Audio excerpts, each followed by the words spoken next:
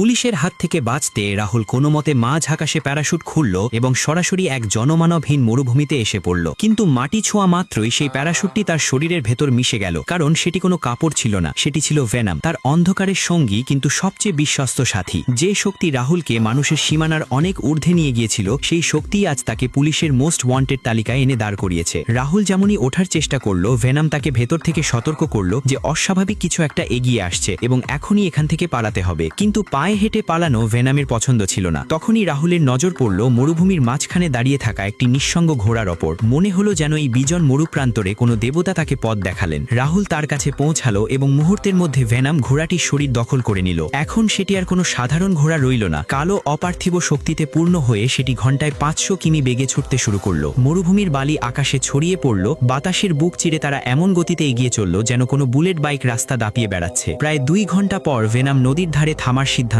নিল। তৃষ্ণা পেয়েছিল ঠিকই, কিন্তু বিপদ তখনও কাটেনি, কারণ স্পেশাল ফোর্সের দল তাদের লোকেশন ট্র্যাক করে ফেলেছিল। ভেনাম যেমনই জল খাওয়ার জন্য নিচু হলো, পেছন থেকে এক ভয়াবহ সনিক ব্লাস্ট গর্জে উঠল। ঘোড়াটি ঘাবড়ে গেল এবং রাহুলকে সরাসরি নদীর জলে ছুঁড়ে ফেলে দিল। ভেনামও কিছু না ভেবেই তার পেছনে জলে ঝাঁপ দিল।